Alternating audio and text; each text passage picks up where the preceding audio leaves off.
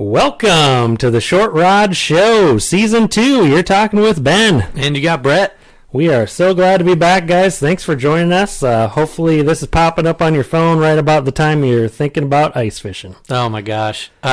It's snowing today, and I think we're at about 10 inches on the year so far, which is ridiculous. It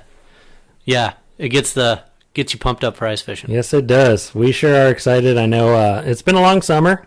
This year's been kind of crazy. Lots of things going on, but we're excited to get back at it and excited to be talking ice fishing on the podcast here. So definitely appreciate all you guys commenting, listening over the summer.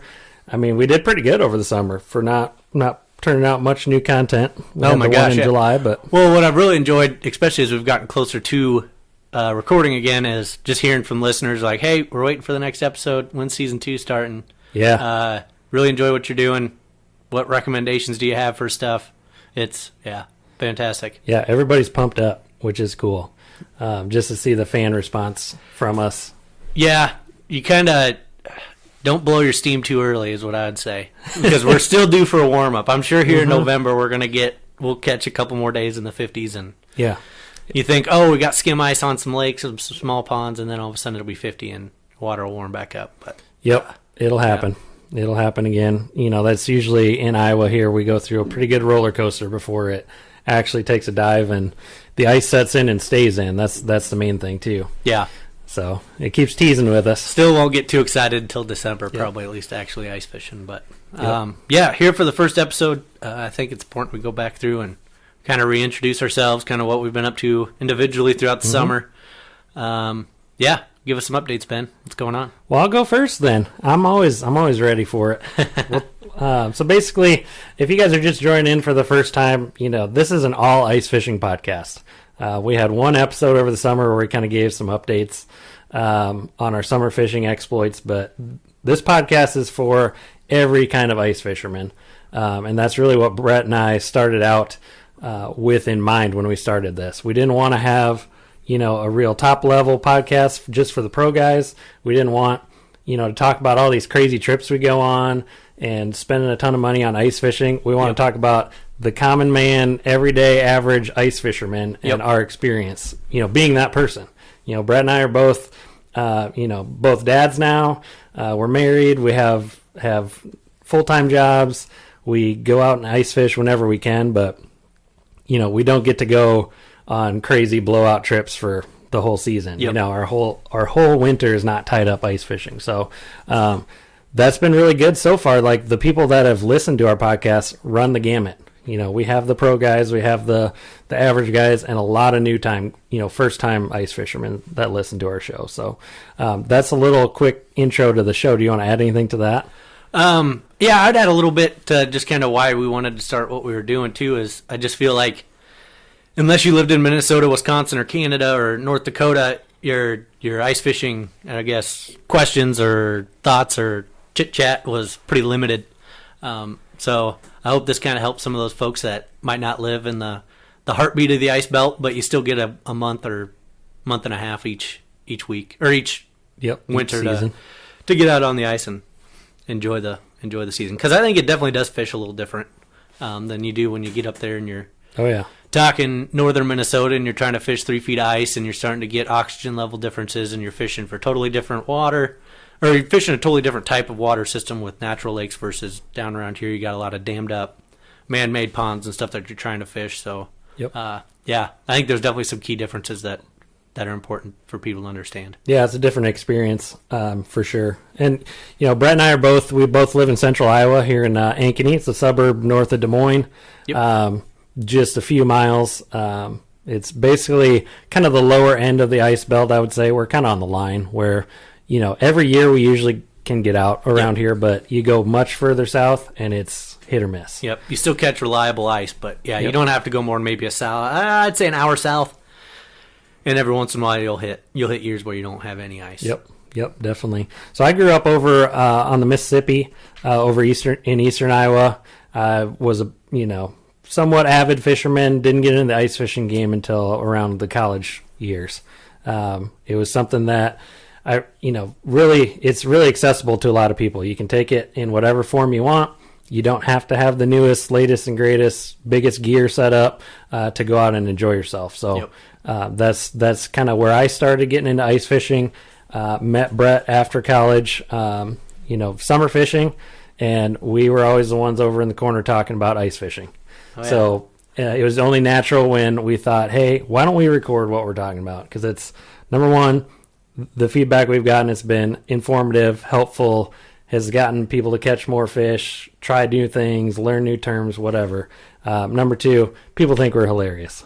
Yeah, mostly you. I guess, yeah. the comedic effect is awesome. So we just have a good time doing it. And now we get out and ice fish every chance we can, in between having families, family activities, jobs, crazy life stuff, everything. Well, it's been a cool side effect of the Short Rod Show now is when I want to go ice fishing, I can be like, dear, we gotta go record something for the show this week. I gotta go out ice fishing. Yep, it's part of the gig now. Yeah, part of the gig now. So I like that does afford us a unique excuse. Mm-hmm. But yep, absolutely. Well, what about you, Brett? What's your scoop? What's your story? Yeah, so I've been ice fishing for a long time. Pretty much started in high school. Fishing with buddies in southeast Iowa, which I would say is kind of in the area where you do get some hit or miss ice. A lot of years you'll still get ice, but it might only be 3 weeks long that you're on safe 5 inches plus of ice. So really wasn't introduced even to a gas auger until I came to college. Didn't need it or down at least there. Up here in Des Moines, there'll be years where you'll run into, I don't know, maximum maybe 18 inches of ice. Yep. Mostly a foot, which is, you don't necessarily have to have the gas auger there, but it's helpful up here now. Yep. Where back there, you could get by with your spud bar the whole time, and wouldn't be a big deal. But, really enjoy ice fishing. Live up here, as Ben mentioned. We both live up here in Ankeny, Iowa. Really try to get out, do some fishing. That's my. I go hunting and I like to go biking and be outdoors a lot, but fishing really is kind of my thing. I feel like I understand the more technical aspect of it a little bit more than I do some of my other hobbies that I like to do. Yep. We're in it. Yeah, you and me both in it deep. Now. We're really deep. Yep. So cool. That's really been my setup, and I guess my mentality when it comes to ice fishing is, number one, I really enjoy doing things off the beaten path a little bit, whether that's going to a different spot where no one else is fishing, whether that's using equipment that you don't see a lot of people use, whether that's going super light and putting a plastic bag over your auger and trekking out in 2 foot of snow rather than trying to pull your sleds out there, or some DIY type stuff where you're just kind of cobbling together something that'll work. And that's what ice fishing is all about. I think you see the innovation in the industry lately has all been things that I'm sure all of us have thought about at one point. Hey, how do we make this work? How do we adapt this and make it better? And well, that's really what got ice fishing going in the first place, I think, is back in the day it was really an underserved hobby or sport where people, you didn't have things where you just made them and you went out there and made it work. Where now it is definitely getting more commercialized. There's definitely products and things that you can buy. We're a long ways from the Green Hornet ice fishing rod and just sitting in a shack with a wood burning stove, but that'll still catch fish. I don't know. We thought about doing a little wood burner setup. I don't have enough experience with that. It kind of sketches me out. Yeah. Well, that's cool. Good deal. Yeah. So what we'll talk about today, we got a bunch of different topics to go over.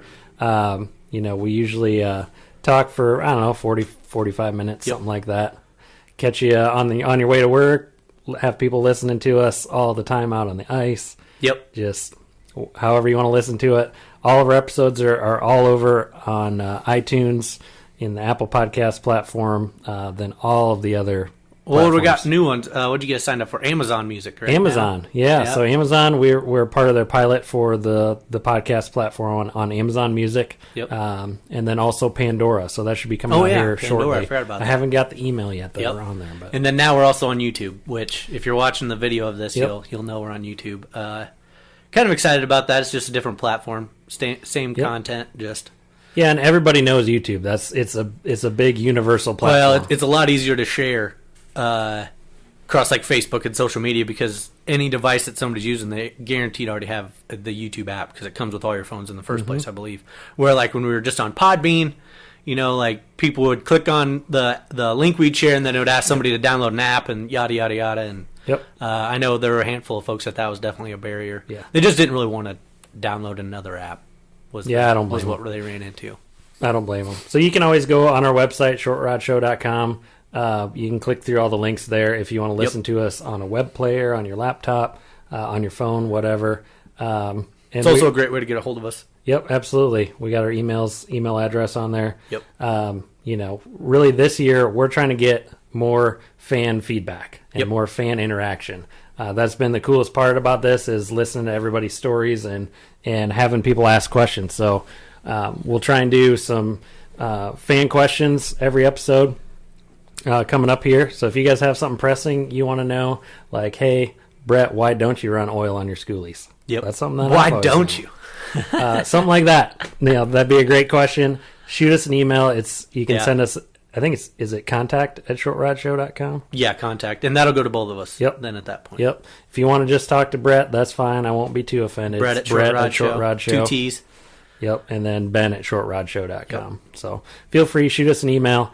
We'd love to hear from you guys. And really that's something, as I listen to other podcasts, that's something I really enjoy. Yeah. Is getting user questions, listener questions. We asked a little bit of that last year, and we had a few, and it was just kind of him on.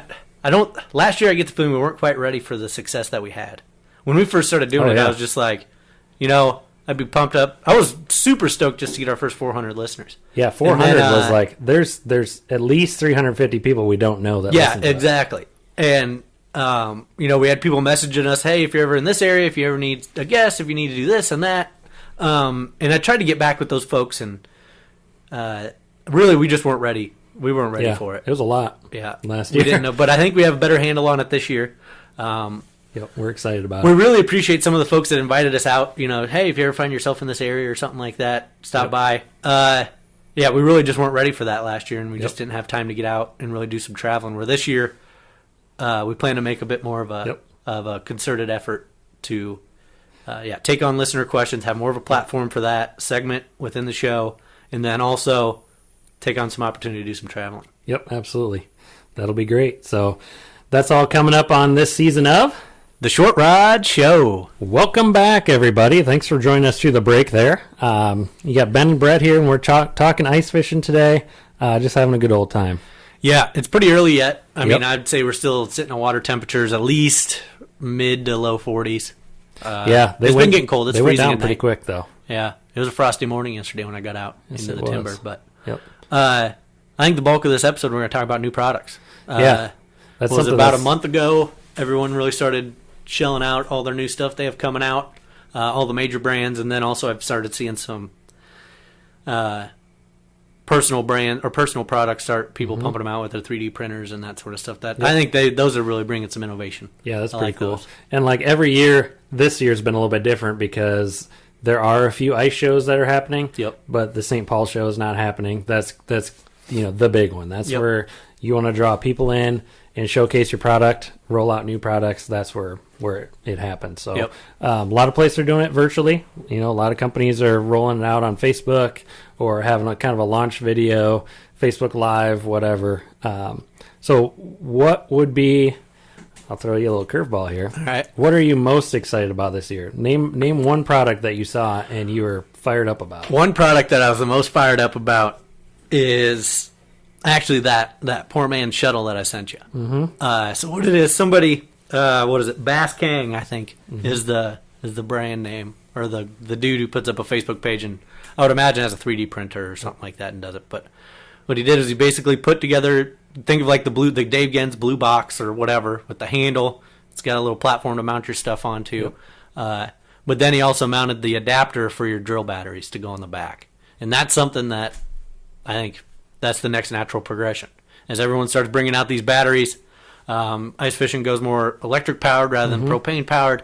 That's your next progression is, let's get my Milwaukee and my DeWalt batteries, let's get those and start charging or start powering more things on the ice other than my auger. Yeah, that was really cool. And when I initially saw it, they were using So they have, an amp lithium battery option as well, amped outdoors, which is cool. So if you want to do just a standard battery, a lithium setup, nice and light, lots of power to run all your electronics, throw a light on there, charge your phone, everything that the lithium shuttle can do for Markham. That when that came out, that was kind of the start of it. Yep. This is cool. Run your own battery technology because lots of us ice fishermen have drill batteries of some kind. Yep. Laying around. Maybe they don't get used much in the summertime. Ours, I feel like, get used way more in the wintertime. Mine gets used plenty in the summertime also. But, I think that'll be the next natural progression for, like, your Strike Masters and Ion with their battery pack also. Yep. Is they're going to start having things that you can plug into it to plug in accessories. Mm-hmm. I think that, Yeah, but I think right now, the reason they do a proprietary battery is because they can lock someone into their platform, and the batteries are very profitable to make. Oh, yeah. Lock somebody into a platform, and they're pretty big, heavy-duty batteries. Mm-hmm. It's not like I'm plugging in my 5 amp hour DeWalt 20-volt battery on there or something. What I would like to see is some kind of battery management software built into, have a universal standard for batteries. Like, okay, you're going to have an 18-volt lithium battery. It's going to have this interface where it communicates with your tool or with your lithium shuttle or whatever to make sure it doesn't discharge too fast or overcharge or, everything can... Basically, then we're just working with Legos. Is that Makita? Makita does that, I think. I think they've got some sort of battery interface and like a Bluetooth deal you can pair up with your phone and watch temperatures and Milwaukee performance of your batteries. The one key setup. Yeah. Something like that. Yeah, something, but I'm talking even beyond that where it's universal to everything. Oh, gotcha. Like the standard International Standards Board comes out and says all lithium batteries from now on of this voltage are going to meet this standard. Because there's definitely some disparity within the community. Yeah. Because right now you have however many different manufacturers that are building all these batteries, but you can't plug one into another. They all have their own connector. They all have their own, and I get why they do it. It's proprietary for a reason to. Yep, they want to keep money. You in their platform. Keep you involved. But that'd be really slick. And the guys, the 3D printer guys, that's fantastic. That's that's right in their wheelhouse. Yep. Look at our setup right now. We're running a Milwaukee heated jacket adapter to power our Zoom. Yep. To record the audio here. So the next, actually, if I'm just dreaming, so I really like that. So like I described before, was that 3D printed case, and you'd mount your imagine it just like a lithium shuttle, except instead of having the battery pack in the base, you just plug your DeWalt battery in the back. Yep. Get some accessories. So you got the light, you can get a little readout, you can do all that, hook up your stuff. USBs. But if I keep dreaming about it, it'd be nice if I could plug in 2 batteries. And also have some sort of case to keep those batteries warm. Yes. Like some sort of neoprene, something to go around them, because they create their own little bit of heat. Oh, yeah. But then that way it'd help extend your performance when you're cold out there. Yep.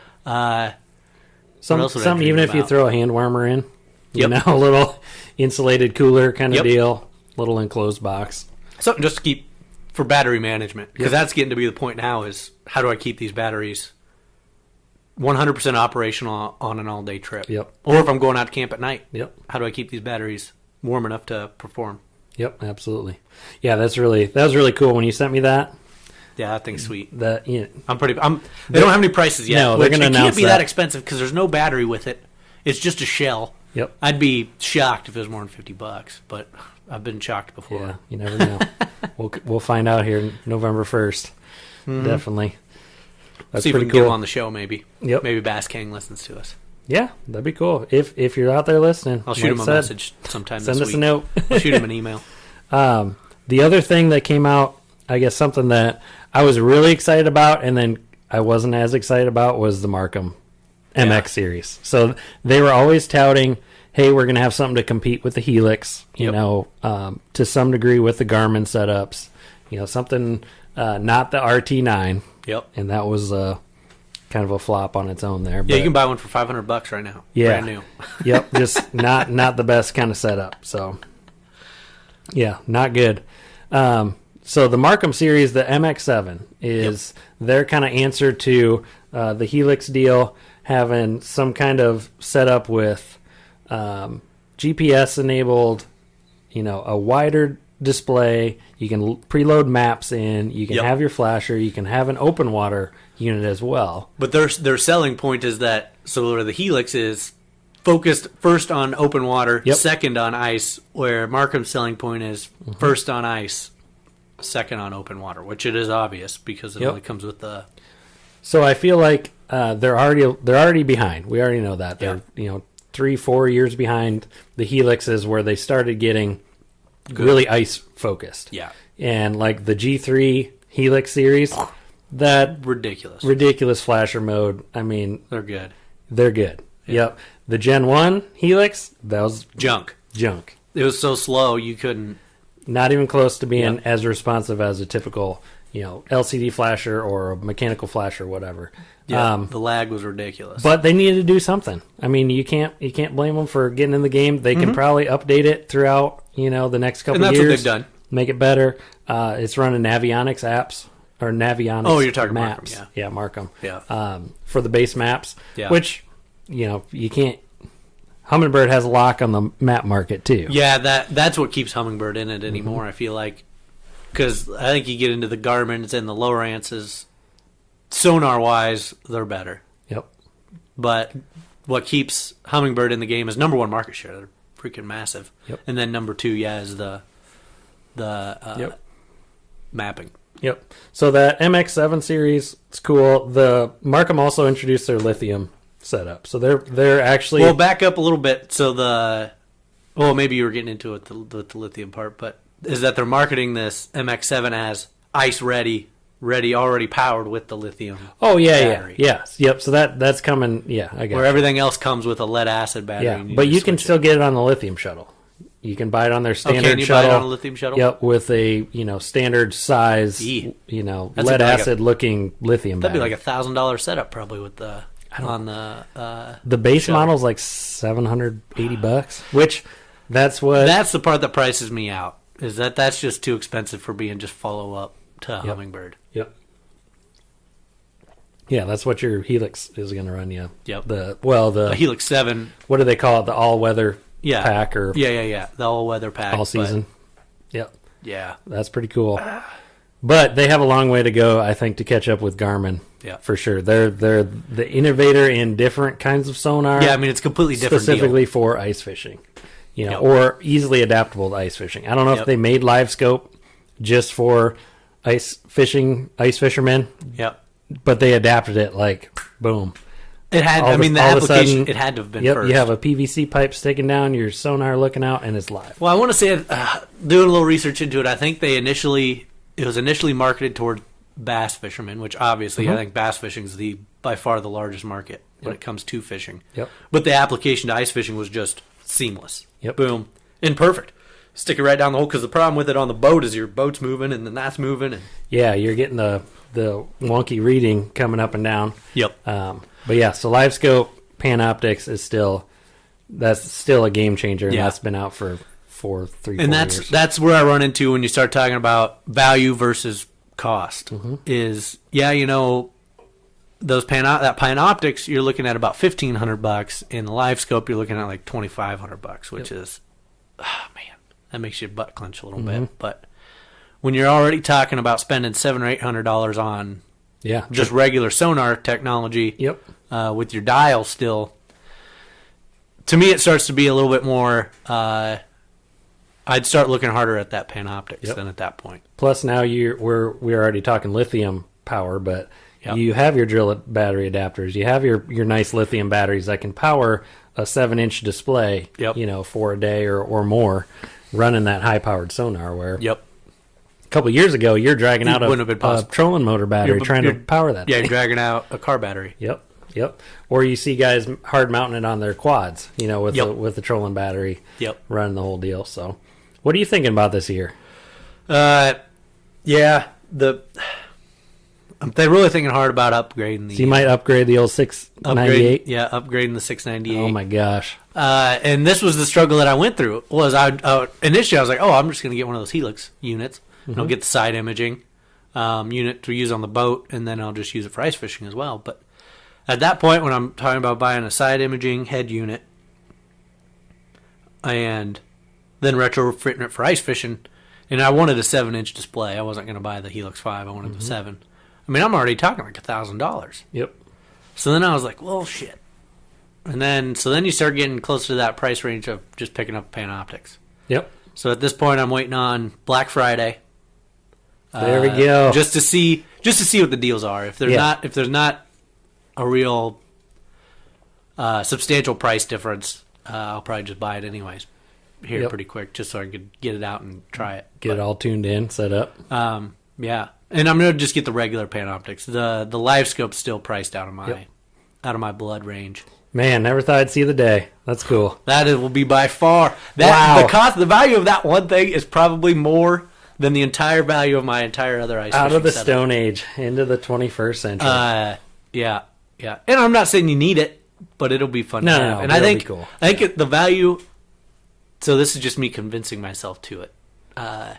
Is what I'll really like. So obviously, yes, it'll help you find fish. Yep. But what I think the value I hope to bring to the show is when you are able to scan and find those fish, you could start to understand why are those fish there, what's going on.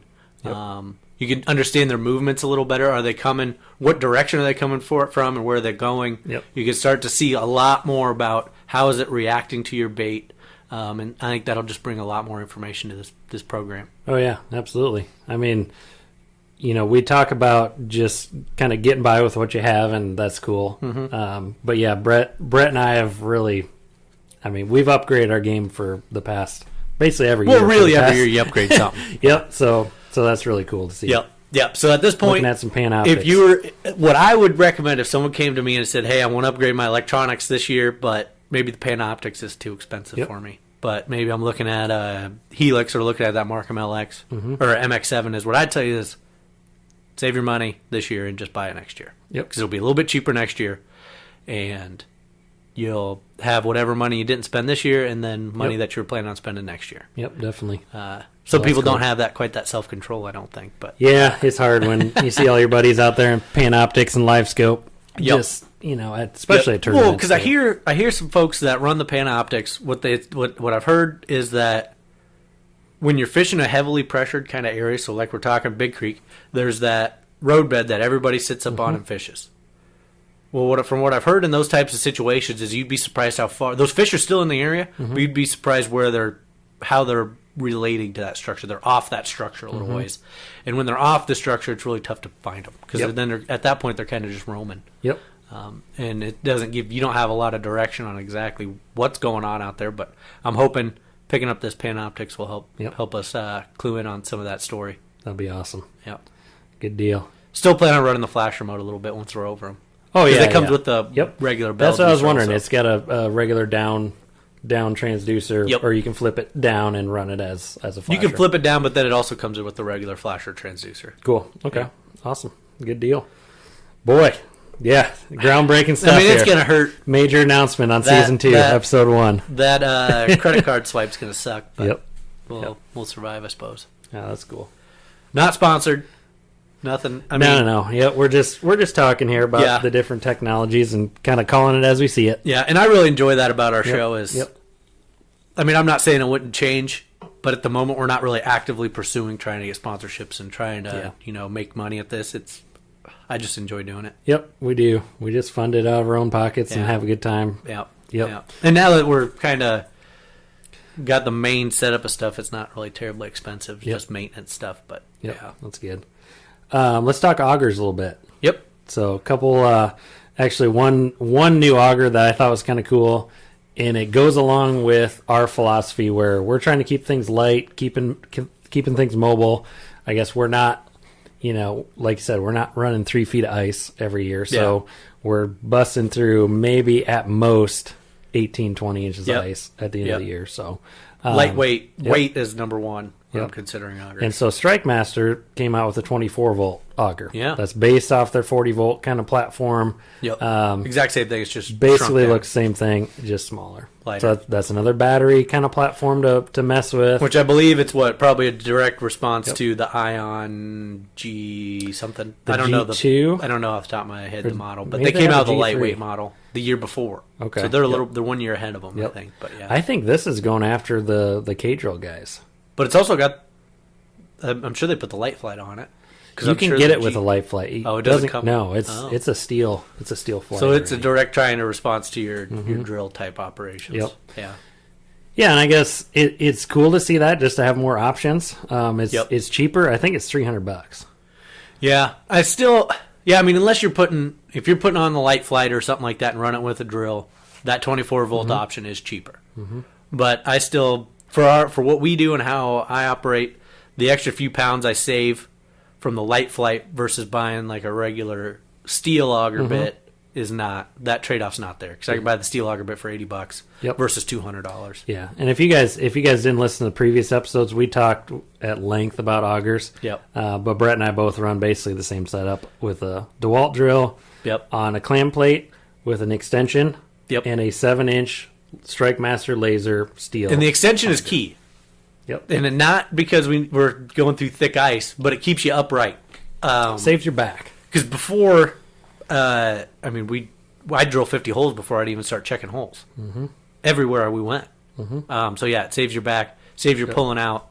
Just kind of keeps your ergonomics in line. Yep, absolutely. As we get older, that becomes more important. Yep. So, yeah, that 24 volt, that'll be interesting to see how that goes. Maybe this year they'll do like what they did with the 40 volt when they released it and throw in a free battery, get some people in on it. Yep. And one thing I like about our setups is the clam plate also. You hear a lot of people, you don't need it, and you certainly do not need it. Your augers perform very well with just the drill. But what I like about the clam plate is the control it gives you, and it's just familiar with running an auger in the first place, and it keeps your battery up off the ice. Keeps everything off the ice. Keeps it all organized. Don't have to worry about breaking your arm. Absolutely. Like that K-drill guy. Let's move. Let's talk about that a little bit. If you guys have been poking around YouTube, or maybe some ads have popped up, K-drill came out with a couple interesting ads. I think they've tweaked them. K-drill, which is Vexilar. Yeah, so they're owned by Vexilar. I don't know the guy's name that made Tom the ads. Tom Zanenko.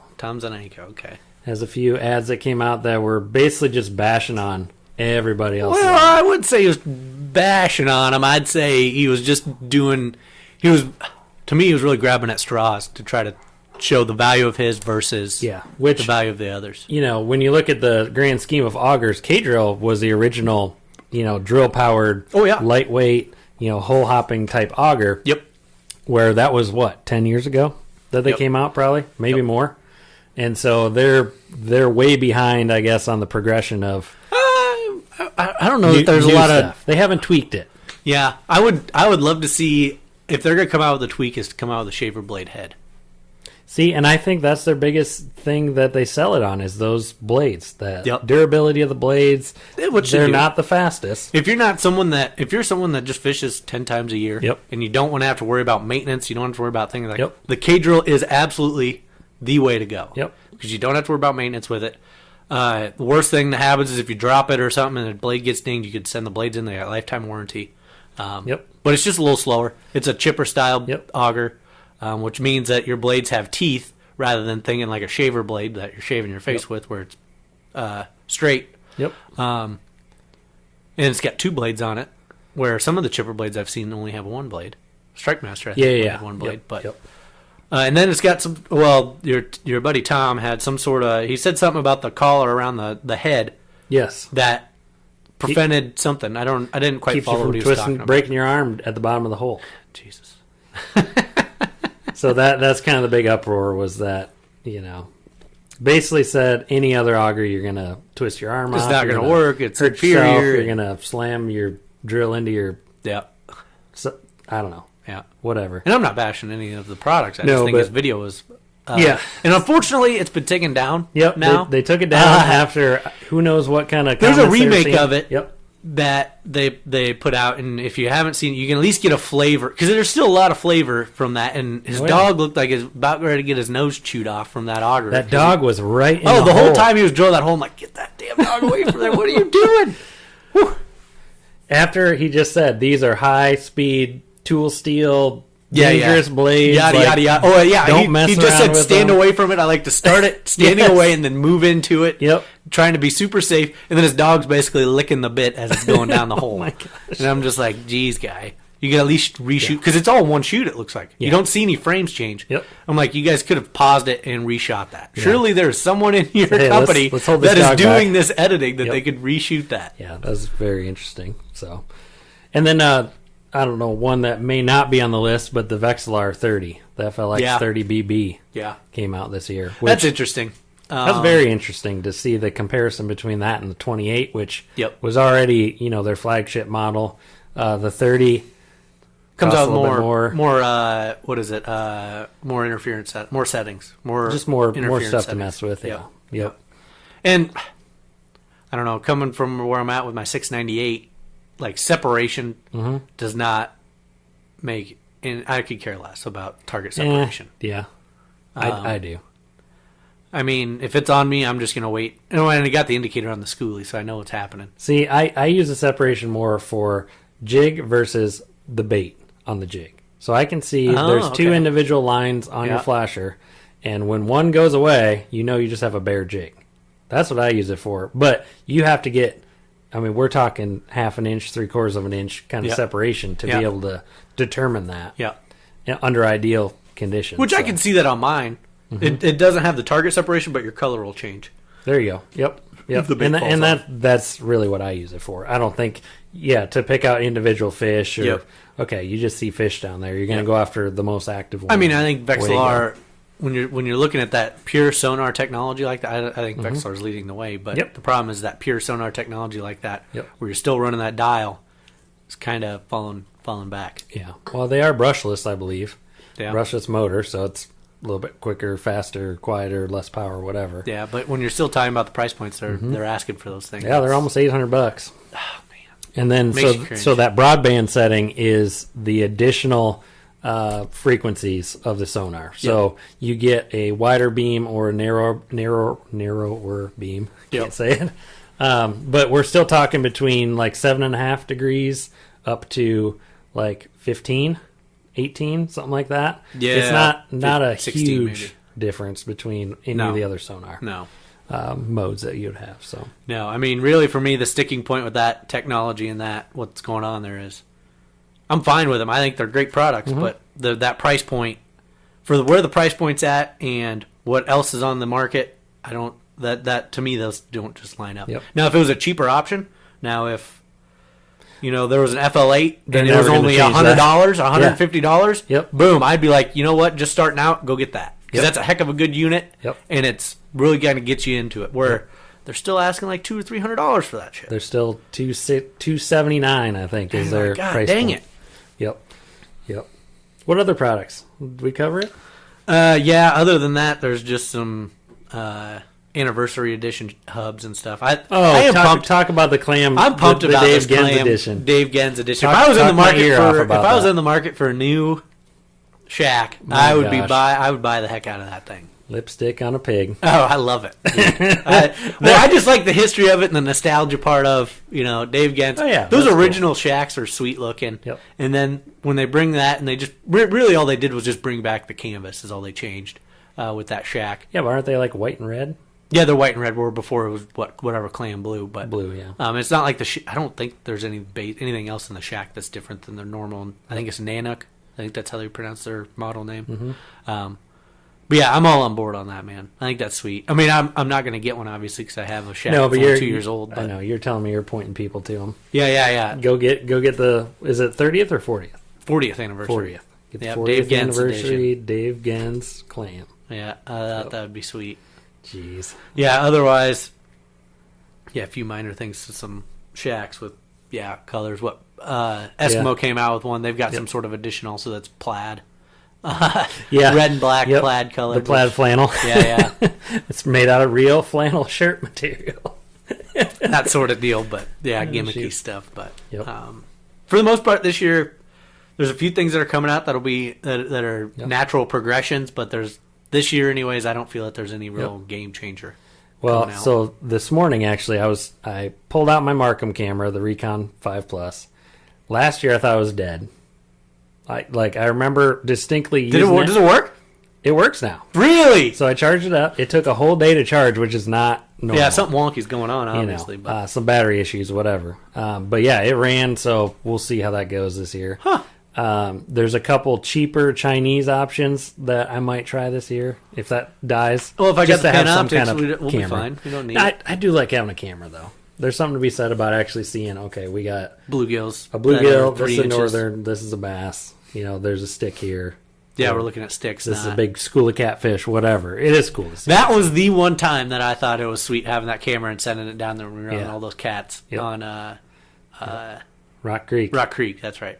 Like, it was just weird. I'd send my on the flasher. It was just like fish and things all the way from the bottom of the ice all the way to the bottom. I'm like, what the heck's going on here? Something wonky's happening. Yep. And I pulled it up and I'm like, something's broken, or there's like something floating in the water. There's some crap in there or something. And sent the camera down there and it was just stacked full of catfish. I mean, they weren't real big. Yeah.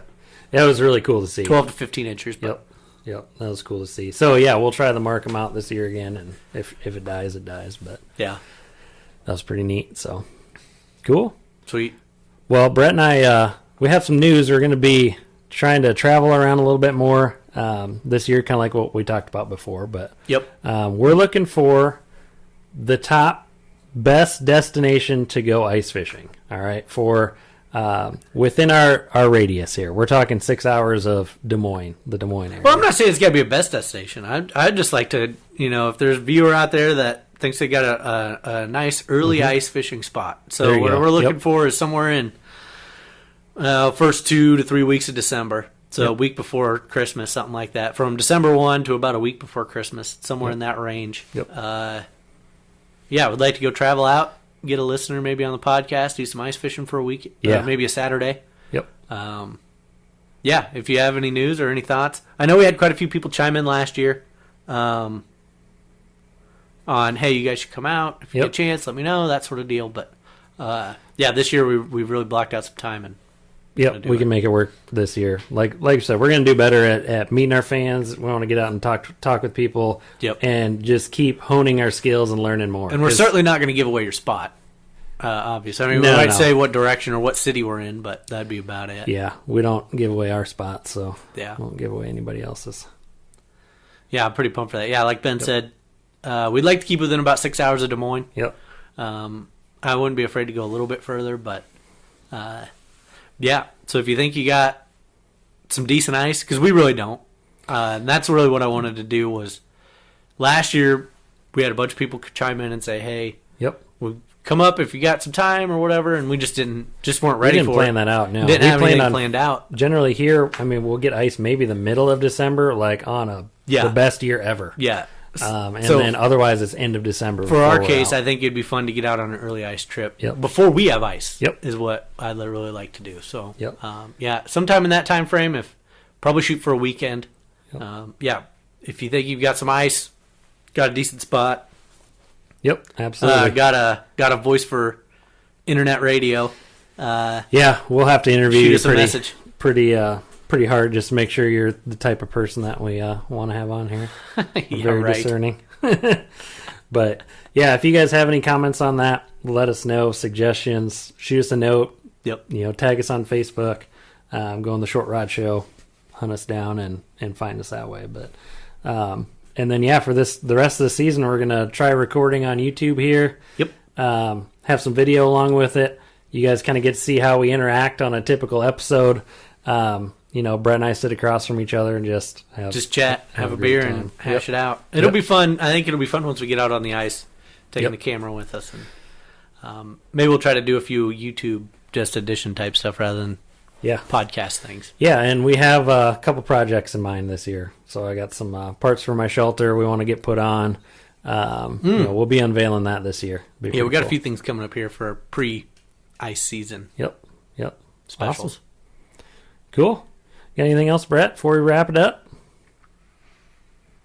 No, I think that's all I got. Really, we covered it all. Yeah, a little rusty, not too bad. What? Are we not very far? No, we're doing good. Oh, okay. I just feel like it's just strange again, getting back into the groove. Yeah, I know of recording once a week, and I'm pretty excited about it though. Fishing, so well, I mean, for the past 2 months we've been just ramping up, getting everything kind of prepped and ready to go. So, real exciting. But yeah, if you do find yourself on YouTube, give us a subscribe, hit us up. I've got all of season 1 on there. It's not they're videos, but it's just a backdrop of SRS. But if you put that up on a mix, get some more views, that'd be cool. Yeah, a couple of them only have like 1 or 2 views, which are us.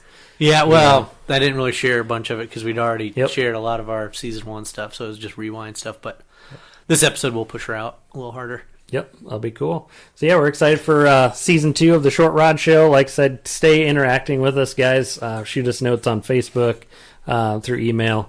We want to hear from you. We want to hear if you got suggestions or topics to talk about, things you wanna ask. We'll try. We're not professionals by any means, but we do know a lot of different things about a lot of different things. We'll give you our thoughts anyways. We're not. Yep. We don't have anybody telling us what to do or asking us not to do something. So. Yep. Absolutely. We'll surely give you our straight answer. Sounds good. Well, thanks for joining us, guys, on the Short Rod Show.